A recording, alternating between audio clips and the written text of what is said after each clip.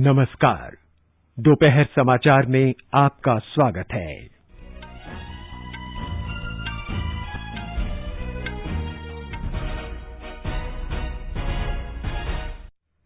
प्रधानमंत्री नरेंद्र मोदी ने कहा, भारत मुश्किल समय में निराश होने वाला राष्ट्र नहीं। उन्होंने आश्वासन दिया कि देश पूरी मजबूती और समर्पण के साथ कोविड महामारी की चुनौती से बाहर निकलेगा। प्रधानमंत्री ने देश के 9 करोड़ 50 लाख से अधिक किसानों के लिए पीएम किसान सम्मान निधि योजना के तहत आर्थिक लाभ की 8वीं किस्त जारी की। संक्रमण से स्वस्थ होने की दर 83.5% हुई।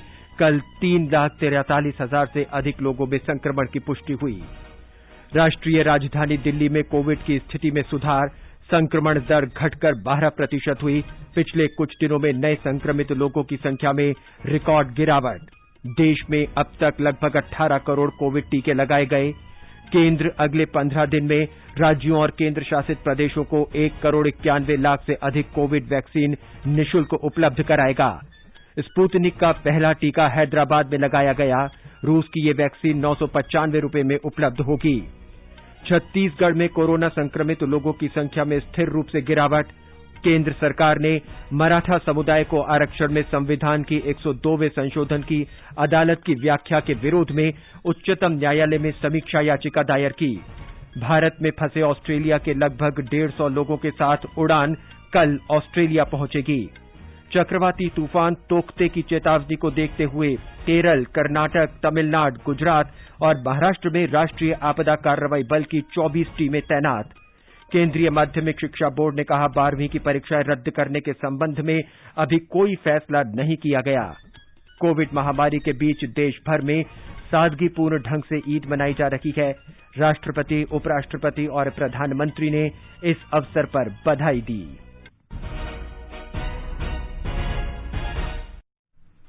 दोपहर समाचार में निखिल कुमार के साथ मैं नवीन सक्सेना। कोरोना संक्रमण में बढ़ोतरी जारी है।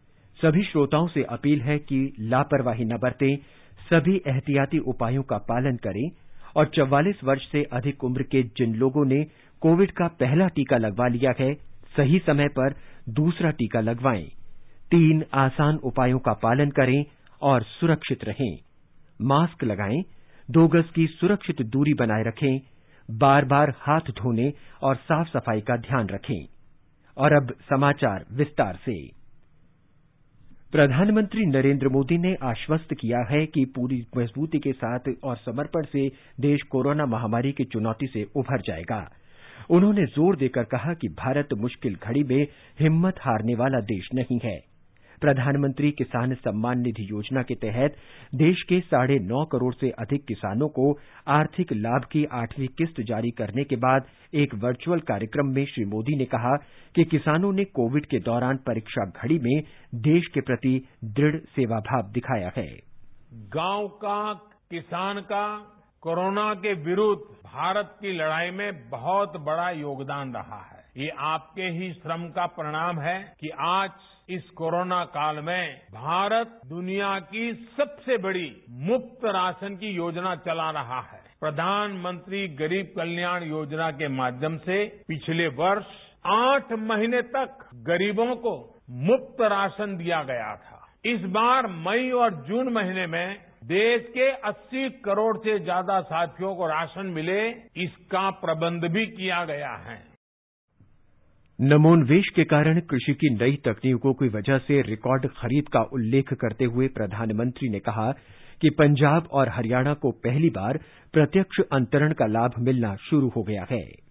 मुझे संतोष है कि पंजाब और हरियाणा के लाखों किसान पहली बार डायरेक्ट ट्रांसफर की इस सुविधा से जुड़े हैं। अभी तक पंजाब के किसानों के बैंक खाते में करीब 18,000 करोड़ रुपए और हरियाणा के किसानों के बैंक खाते में 9,000 करोड़ रुपए सीधे उनके बैंक अकाउंट में जमा हो चुके हैं। अपना पूरा पैसा अपने बैंक खाते में पाने का संतोष क्या होता है, ये पंजाब और हरियाणा के किसान भी अनुभव भी कर रहे हैं और मुखर होकर बोल भी रहे हैं। प्रधानमंत्री ने कहा कि प्रधानमंत्री किसान सम्मान निधि योजना देश के छोटे किसानों के लिए बहुत ही लाभकारी रही है। उन्होंने बताया कि पहली बार पश्चिम बंगाल के 7 लाख से अधिक किसानों को इस योजना का लाभ मिला है। कोविड महामारी का जिक्र करते हुए प्रधानमंत्री ने कहा, अब ग्रामीण इलाकों में भी बड़ी संख्या में इसके मामले सामने आए हैं। उन्होंने ग्राम पंचायतों से आग्रह किया कि वो अपने अपने इलाकों में समुचित साफ सफाई रखने के लिए लोगों को जागरूक करें। इस अवसर पर श्री मोदी ने राज्यों से दवाओं और चिकित्सा सामग्री की कालाबाजारी करने वालों के खिलाफ कड़े कानून बनाने का आह्वान किया। प्रधानमंत्री ने कहा कि देश का फार्मा सेक्टर बड़ी संख्या में दवाओं का निर्माण और आपूर्ति कर रहा है और केंद्र अपनी पूरी क्षमता के साथ नए कोविड अस्पताल और ऑक्सीजन प्लांट लगाने पर काम कर रहा है। प्रधानमंत्री ने कहा कि सशस्त्र सेनाएं कोविड महामारी की मुश्किल घड़ी में अपनी पूरी ताकत के साथ ऑक्सीजन की आपूर्ति करने में जुटी हुई हैं। कोरोना की सेकेंड वेव से मुकाबले में संसाधनों से जुड़े जो भी गतिरोध थे वो तेजी से दूर किए जा रहे हैं। युद्ध स्तर पर काम करने का प्रयास हो रहा है। सरकार के सभी विभाग, सारे संसाधन, हमारे देश के सुरक्षा बल, हमारे साइंटिस्ट, हर कोई दिन रात कोविड की चुनौती का मुकाबला करने में एकजुट है। देश के अलग अलग हिस्सों में तेजी के साथ कोविड अस्पताल बन रहे हैं।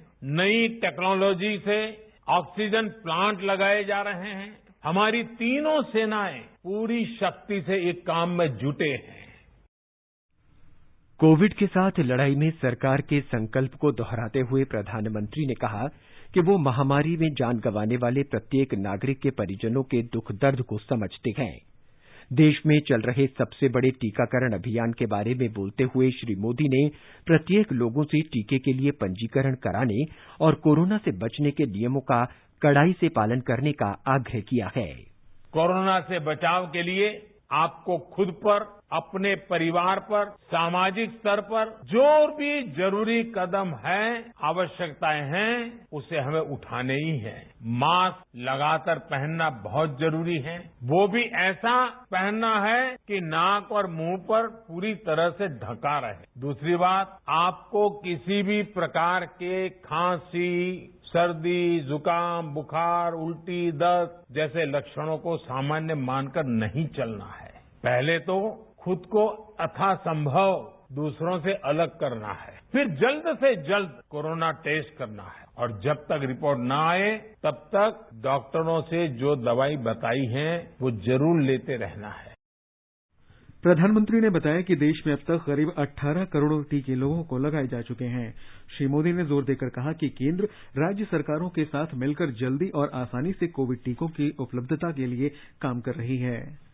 महामारी के दौरान लोगों की कठिनाइयां दूर करने के लिए केंद्र सरकार ने कई ठोस कदम उठाए हैं। श्री मोदी ने कहा कि प्रधानमंत्री गरीब कल्याण अन्न योजना के तहत इस साल मई और जून के महीने में 80 करोड़ से अधिक लोगों को मुफ्त राशन उपलब्ध कराया जा रहा है। उन्होंने कहा कि केंद्र सरकार ने पिछले वर्ष भी 8 महीने तक राष्ट्रीय खाद्य सुरक्षा अधिनियम के तहत मुफ्त राशन उपलब्ध कराया था। प्रधानमंत्री ने इस बात पर खुशी जाहिर की कि देश के किसान जैविक किसान के लिए नई तकनीक अपना रहे हैं।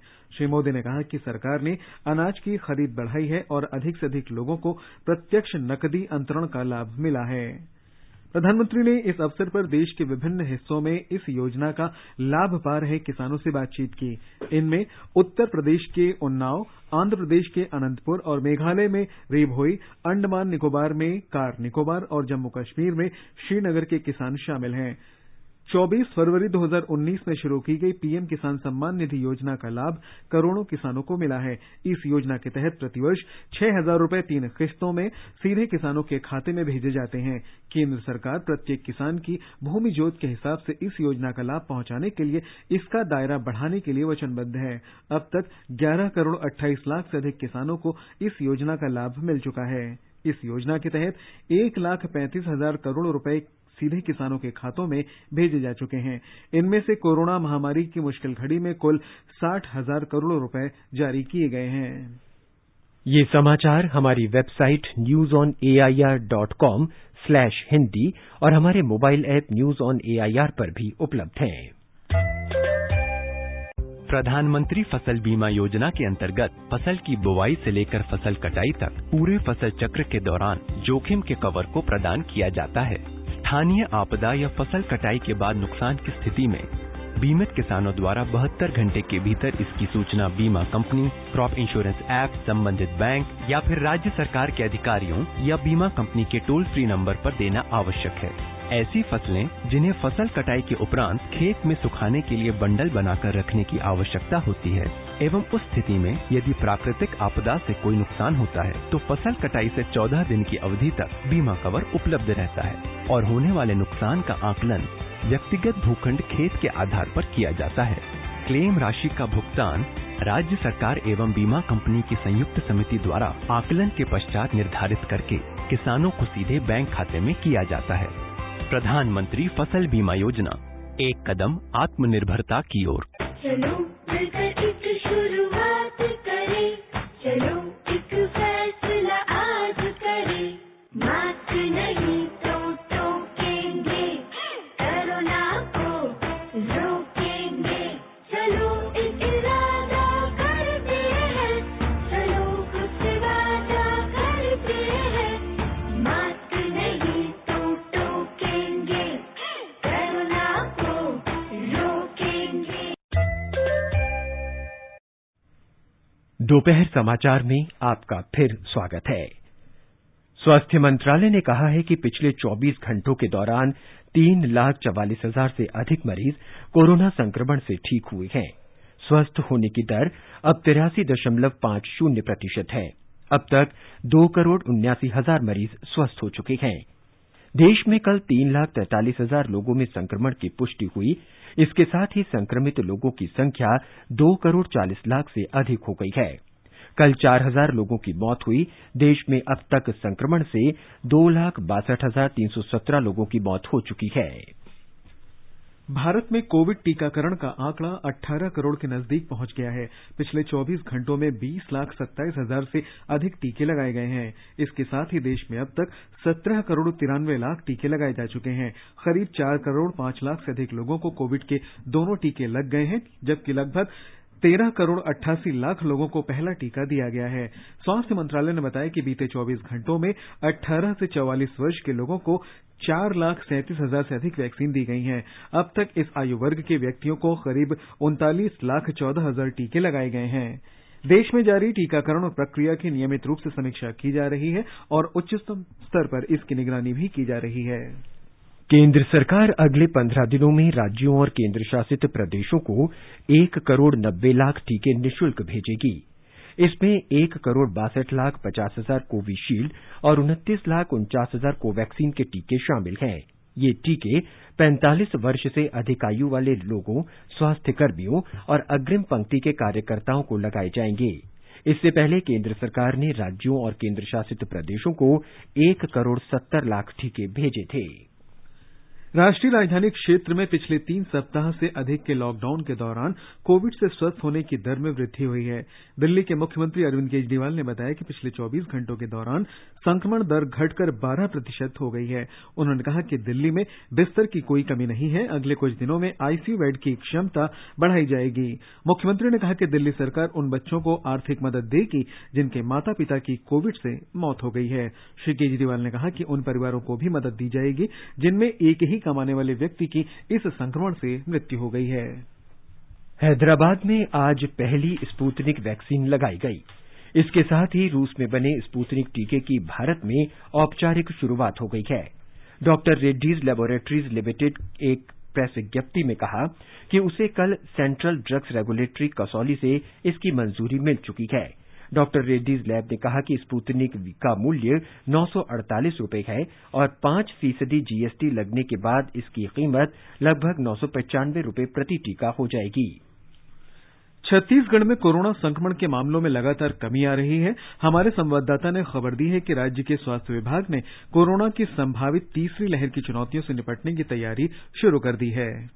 छत्तीसगढ़ के स्वास्थ्य मंत्री टीएस सिंहदेव ने स्वास्थ्य विशेषज्ञों और वरिष्ठ अधिकारियों के साथ बैठक लेकर कोरोना की तीसरी संभावित लहर की चुनौतियों से निपटने के लिए पुख्ता तैयारी करने के निर्देश दिए हैं। उन्होंने राज्य के शासकीय मेडिकल अस्पतालों के प्रमुखों से गर्भवती महिलाओं और बच्चों के इलाज के लिए विशेष व्यवस्था करने को कहा है। इसके साथ ही स्वास्थ्य मंत्री ने विशेषज्ञों से पोस्ट कोविड मैनेजमेंट के लिए आवश्यक तैयारियों के साथ ही संसाधनों की जानकारी उपलब्ध कराने के निर्देश दिए हैं। विशेषज्ञों से कहा गया है कि राज्य में कोविड मरीजों के इलाज और उनकी रिकवरी संबंधित तथ्यों और आंकड़ों का विश्लेषण कर व्यवस्था को बेहतर बनाने के लिए अपने सुझाव स्वास्थ्य विभाग को भेजें। इस बीच कोविड संकट के मद्देनजर राज्य सरकार ने नवा रायपुर में निर्माणाधीन नए राजभवन, मुख्यमंत्री निवास, विधानसभा भवन सहित अनेक निर्माण कार्यों पर तत्काल प्रभाव से रोक लगा दी है। विकल्प शुक्ला, आकाशवाणी समाचार, रायपुर।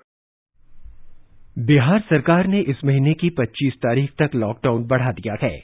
मुख्यमंत्री नीतीश कुमार ने कहा कि मौजूदा कोरोना की स्थिति की समीक्षा के बाद यह निर्णय लिया गया। उन्होंने कहा कि लॉकडाउन के बाद राज्य में सक्रिय मामलों की दर में गिरावट आई है।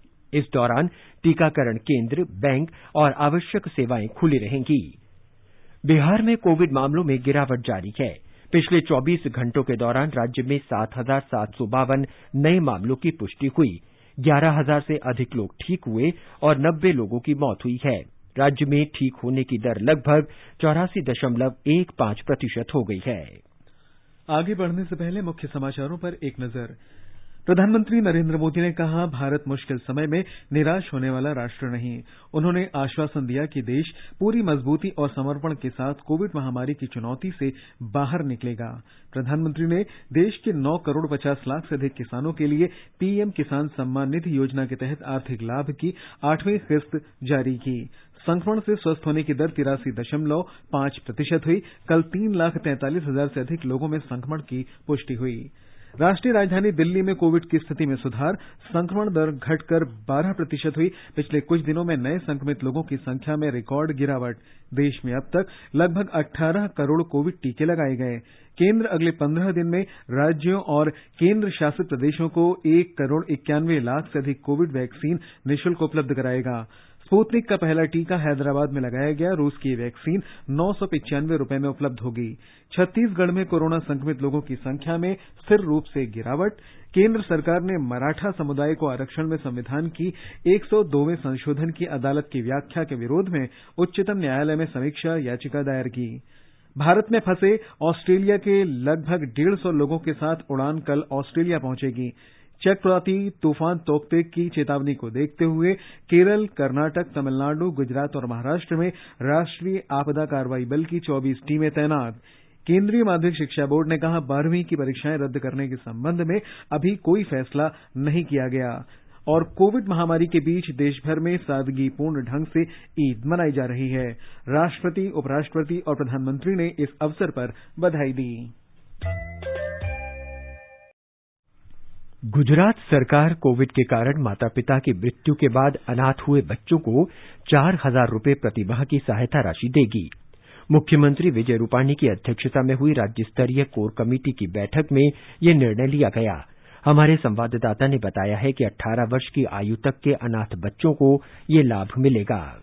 केंद्रीय स्वास्थ्य मंत्रालय द्वारा कोविशील्ड टीके की 2 खुराक के बीच का समय बढ़ाने के नए दिशा निर्देश के बाद गुजरात में 45 वर्ष से अधिक आयु वर्ग के टीकाकरण कार्यक्रम को 3 दिनों के लिए स्थगित कर दिया गया है। अब यह सोमवार से दोबारा शुरू किया जाएगा। इस बीच गुजरात सरकार ने एसएससी बोर्ड के 10वीं कक्षा के इस वर्ष के नियमित छात्रों को कोविड महामारी के कारण बिना परीक्षा लिए आगे प्रमोट करने का निर्णय लिया है। गुजरात में पिछले 24 घंटों में कोविड-19 संक्रमण के 10,742 नए मामले दर्ज किए गए, जबकि 15,269 मरीज ठीक होने के साथ उन्हें विभिन्न अस्पतालों से छुट्टी दी गई। मरीजों के ठीक होने की दर बढ़कर 81.85% हो गई है। राज्य में संक्रमण के सबसे अधिक नए मामले अहमदाबाद, सूरत और वडोदरा में दर्ज हुए। योगेश पंड्या, आकाशवाणी समाचार, अहमदाबाद। मध्य प्रदेश के मुख्यमंत्री शिवराज सिंह चौहान ने कहा है कि प्रधानमंत्री नरेंद्र मोदी ने कोरोना नियंत्रण के लिए राज्य द्वारा अपनाए गए मॉडल की प्रति मांगी है।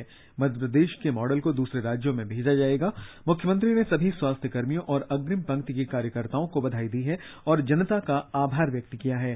राज्य में कोविड संक्रमण की दर घटकर 12.7% रह गई है। एक रिपोर्ट। मध्य प्रदेश में लगातार चौथे दिन 10,000 से कम कोविड मामले दर्ज किए गए हैं। राज्य में 8,419 नए मामले सामने आए हैं, जबकि 10,157 मरीज संक्रमण से स्वस्थ हुए हैं। राज्य में सक्रिय मामलों की संख्या 1,08,116 है। हर दिन 60,000 से अधिक परीक्षण किए जा रहे हैं। वहीं मुख्यमंत्री कोविड कल्याण योजना के तहत 2,280 मरीजों का निःशुल्क इलाज किया जा रहा है। दूसरी तरफ राज्य सरकार रेमडेसिविर इंजेक्शन की कालाबाजारी के खिलाफ कड़ी कार्यवाही कर रही है। एनएसए के तहत अब तक 75 लोगों को जेल भेजा जा चुका है। पूजा पीवर्धन, आकाशवाणी समाचार, भोपाल। अरुणाचल प्रदेश में 18 से 44 वर्ष के लोगों को 17 मई से टीके लगाए जाएंगे। मुख्यमंत्री पेमा खांडू ने कहा कि टीकाकरण अभियान के लिए पंजीकरण 15 मई से कोविन पोर्टल पर शुरू होगा। हमारे संवाददाता ने बताया कि श्री पेमा खांडू ने कल वर्चुअल बैठक में राज्य के अस्पतालों में ऑक्सीजन की उपलब्धता की स्थिति की समीक्षा की। अरुणाचल प्रदेश में गुरुवार को कोविड-19 के कारण 3 लोगों की मौत हो गई है। इसी के साथ कुल मौतों की संख्या राज्य में 72 हो गई है। राज्य में सक्रिय मामले 2,167 हैं। मुख्यमंत्री पेमा खांडू ने एक ट्वीट में जानकारी दी है कि 18 से 44 वर्ष के आयु वर्ग के लिए कोविड टीकाकरण राज्य में 17 मई से प्रारंभ होगा, जिसके लिए पंजीकरण 15 मई को कोविन पोर्टल पर शुरू होगा। श्री खांडू ने यह भी बताया कि इस महीने के अंत तक अरुणाचल प्रदेश में 500 ऑक्सीजन बेड और 7 ऑक्सीजन जनरेशन प्लांट्स होंगे। राकेश दोले, आकाशवाणी समाचार, ईटानगर।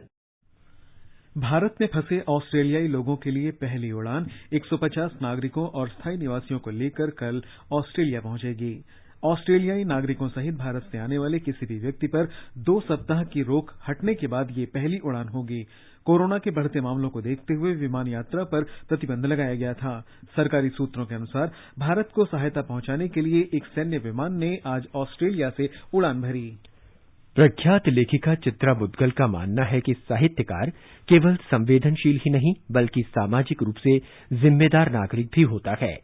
उन्होंने कहा कि लोगों को इस महामारी के समय में धैर्य और सकारात्मक दृष्टिकोण रखना होगा। हम एक नए उत्साह और नए हौसले के साथ इस कोशिश में जुट जाएं कि हम इससे मुक्ति पाकर के रहेंगे। सबसे पहले विजय अपने ऊपर प्राप्त करनी है, अपने मन के इस उदास मौसम से मुक्त करना है और सन्नद्ध करना है और जुटना है कि जो हमारे पास है वो अमूल्य है। नई पीढ़ी के लिए हम ऐसी स्थितियां घरों में भी पैदा करें कि भले वो जब तक स्थितियां सही नहीं हो जाती हैं और वो अपने नियमित स्कूल कॉलेजेस में नहीं जा पाते हैं, कार्यालय में नहीं जा पाते हैं, तब तक हम घर में सरस वातावरण रखें। ये समाचार आकाशवाणी से प्रसारित किए जा रहे हैं। ताज़ा समाचार जानने के लिए आप हमारे Twitter handle @AIR News Hindi को फॉलो कर सकते हैं। प्रधानमंत्री फसल बीमा योजना के अंतर्गत फसल की बुवाई से लेकर फसल कटाई तक पूरे फसल चक्र के दौरान जोखिम के कवर को प्रदान किया जाता है। स्थानीय आपदा या फसल कटाई के बाद नुकसान की स्थिति में बीमित किसानों द्वारा 72 घंटे के भीतर इसकी सूचना बीमा कंपनी, क्रॉप इंश्योरेंस ऐप, संबंधित बैंक या फिर राज्य सरकार के अधिकारियों या बीमा कंपनी के टोल फ्री नंबर पर देना आवश्यक है। ऐसी फसलें जिन्हें फसल कटाई के उपरांत खेत में सुखाने के लिए बंडल बनाकर रखने की आवश्यकता होती है एवं उस स्थिति में यदि प्राकृतिक आपदा से कोई नुकसान होता है तो फसल कटाई से 14 दिन की अवधि तक बीमा कवर उपलब्ध रहता है और होने वाले नुकसान का आकलन व्यक्तिगत भूखंड खेत के आधार पर किया जाता है। क्लेम राशि का भुगतान राज्य सरकार एवं बीमा कंपनी की संयुक्त समिति द्वारा आकलन के पश्चात निर्धारित करके किसानों को सीधे बैंक खाते में किया जाता है। प्रधानमंत्री फसल बीमा योजना, एक कदम आत्मनिर्भरता की ओर। ये आकाशवाणी है। केंद्र सरकार ने मराठा आरक्षण फैसले में संविधान के 102वें संशोधन की अदालत की व्याख्या के विरोध में सुप्रीम कोर्ट के समक्ष समीक्षा याचिका दायर की है। ये निर्णय 5 मई को दिया गया था, जिसने सामाजिक और शैक्षणिक रूप से पिछड़े वर्ग SEBC अधिनियम 2018 के अंतर्गत महाराष्ट्र राज्य आरक्षण को प्रभावित किया था। हमारे संवाददाता ने बताया है कि महाराष्ट्र सरकार ने इसी अधिनियम के तहत सार्वजनिक शिक्षा और रोजगार में मराठा समुदाय को आरक्षण प्रदान किया था। 2 दिन पहले महाराष्ट्र सरकार ने राष्ट्रपति एवं प्रधानमंत्री को पत्र लिखकर मराठा समाज को आरक्षण देने का अनुरोध किया था। इस पत्र में मुख्यमंत्री उद्धव ठाकरे ने मराठा समाज को शिक्षा में 12% तथा रोजगार में 13% आरक्षण देने की मांग की थी। केंद्र सरकार द्वारा दाखिल की गई इस समीक्षा याचिका पर प्रतिक्रिया देते हुए राज्य के मंत्री एवं मराठा आरक्षण के लिए गठित उप समिति के अध्यक्ष अशोक चव्हाण ने कहा कि इसके साथ इंदिरा साहनी केस में आरक्षण पर लगाई गई 50% की सीमा का पुनर्विचार करने के लिए भी केंद्र सरकार सुप्रीम कोर्ट को सिफारिश करे। उन्होंने यह भी दावा किया कि मराठा आरक्षण केस की सुनवाई के दौरान सभी राज्यों ने आरक्षण की मर्यादा बढ़ाने की सिफारिश की थी। विपक्ष के नेता देवेंद्र फडणवीस ने यह समीक्षा याचिका दायर करने के लिए केंद्र सरकार को धन्यवाद दिए है। उन्होंने कहा कि केंद्र सरकार ने इससे पहले भी यही भूमिका ली थी और इस याचिका द्वारा वह अपनी भूमिका दोहरा रहे हैं। जीवन भावसार, आकाशवाणी समाचार, मुंबई। चक्रवाती तूफान तौकते की चेतावनी के मद्देनजर राष्ट्रीय आपदा मोचन बल NDRF ने केरल, कर्नाटक, तमिलनाडु, गुजरात और महाराष्ट्र में 24 टीमों को तैनात किया है। NDRF के महानिदेशक SN प्रधान ने बताया कि 29 अतिरिक्त टीमों को भी आपात स्थिति के लिए तैयार रखा गया है। इस बीच भारतीय मौसम विभाग ने आज लक्षद्वीप, केरल और माहे में अलग अलग स्थानों पर भारी वर्षा तथा कुछ स्थानों पर तेज से बहुत तेज वर्षा की आशंका व्यक्त की है। केंद्रीय माध्यमिक शिक्षा बोर्ड CBSE ने 12वीं की परीक्षाओं के संबंध में कुछ अटकलों पर प्रतिक्रिया देते हुए स्पष्ट किया है कि 12वीं की परीक्षाओं को रद्द करने के संबंध में कोई निर्णय नहीं लिया गया है। बोर्ड ने कहा है कि इस संबंध में लिया गया कोई भी निर्णय आधिकारिक तौर पर जनता को सूचित किया जाएगा। ईद उल फित्र का त्यौहार आज पूरे देश में कोरोना वायरस महामारी के बीच मनाया जा रहा है। ज्यादातर लोगों ने कोविड मानदंडों का अनुपालन करते हुए आज सुबह अपने घरों में नमाज पढ़ी। राष्ट्रपति रामनाथ कोविंद, उपराष्ट्रपति और M वेंकैया नायडू और प्रधानमंत्री नरेंद्र मोदी ने सभी देशवासियों को ईद की बधाई दी है। प्रधानमंत्री नरेंद्र मोदी ने अक्षय तृतीया पर लोगों को शुभकामनाएं दी हैं। श्री मोदी ने परशुराम जयंती की भी लोगों को शुभकामनाएं दी हैं। श्री मोदी ने बसव जयंती पर जगत गुरु बसवेश्वरा को नमन किया है। लद्दाख में आर्यन घाटी जनजाति संस्कृति परंपराओं, काव्य ग्रंथों और भाषाओं के लिए आकर्षण का केंद्र है। आर्यन घाटी के 5 गांव बुद्ध दर्दी जनजातियों का निवास स्थान है। इन लोगों ने कई चुनौतियों के बावजूद सदियों पुरानी दर्दी संस्कृति को संरक्षित रखा है। एक रिपोर्ट। इस समुदाय की अनूठी भाषा दर्दी के साथ विशेष संस्कृति है। दर्दी हिंद आर्य भाषा समूह की उप भाषा है। आर्य घाटी समय गतिविधियों वाला पर्यटन स्थल है। आर्य घाटी की युवा पीढ़ी समुदाय की पहचान को संरक्षित करने का प्रयास कर रहा है। इस समुदाय की आबादी 2000 से अधिक है। इस समुदाय की अपने पुरानी लोक कथाएं, साहित्य, वीर कथाएं, लोकगीत, भाषा और प्रथाएं हैं, जो मिलकर आर्य संस्कृति का निर्माण करते हैं। फसल कटाई के उत्सव के लिए 40 से अधिक गीत है, जो पीढ़ी दर पीढ़ी मुख्य रूप से अपना अस्तित्व बनाए हुए हैं। सरकार ने भी इस संस्कृति को संरक्षित रखने की पहल शुरू की है। घाटी में पर्यटन को बढ़ावा देने के लिए पर्यटन विभाग 2 वर्षों से आर्य महोत्सव का आयोजन कर रहा है। कला संस्कृति भाषा अकादमी द्वारा बच्चों के लिए लोकगीत, नृत्य और कार्यशाला का आयोजित की जाती है। लद्दाख के आर्यन घाटी के बेमा गांवों से आकाशवाणी के लिए मैं यांगचुन डोरमा। अंत में मुख्य समाचार एक बार फिर। प्रधानमंत्री नरेंद्र मोदी ने कहा, भारत मुश्किल समय में निराश होने वाला राष्ट्र नहीं। उन्होंने आश्वासन दिया कि देश पूरी मजबूती और समर्पण के साथ कोविड महामारी की चुनौती से बाहर निकलेगा।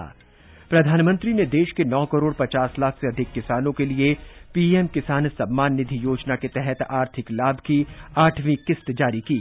संक्रमण से स्वस्थ होने की दर 83.5% हुई।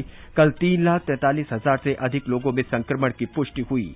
राष्ट्रीय राजधानी दिल्ली में कोविड की स्थिति में सुधार, संक्रमण दर घटकर 12% हुई। पिछले कुछ दिनों में नए संक्रमित लोगों की संख्या में रिकॉर्ड गिरावट। देश में अब तक लगभग 18 करोड़ कोविड टीके लगाए गए। केंद्र अगले 15 दिन में राज्यों और केंद्र शासित प्रदेशों को 1 करोड़ 91 लाख से अधिक कोविड वैक्सीन निःशुल्क उपलब्ध कराएगा। स्पुतनिक का पहला टीका हैदराबाद में लगाया गया। रूस की ये वैक्सीन 995 रुपए में उपलब्ध होगी। छत्तीसगढ़ में कोरोना संक्रमित लोगों की संख्या में स्थिर रूप से गिरावट। केंद्र सरकार ने मराठा समुदाय को आरक्षण में संविधान के 102वें संशोधन की अदालत की व्याख्या के विरोध में उच्चतम न्यायालय में समीक्षा याचिका दायर की। भारत में फंसे ऑस्ट्रेलिया के लगभग 150 लोगों के साथ उड़ान कल ऑस्ट्रेलिया पहुंचेगी। चक्रवाती तूफान तोकते की चेतावनी को देखते हुए केरल, कर्नाटक, तमिलनाडु, गुजरात और महाराष्ट्र में राष्ट्रीय आपदा कार्रवाई बल की 24 टीमें तैनात। इसके साथ ही दोपहर समाचार का ये अंक समाप्त हुआ। नमस्कार।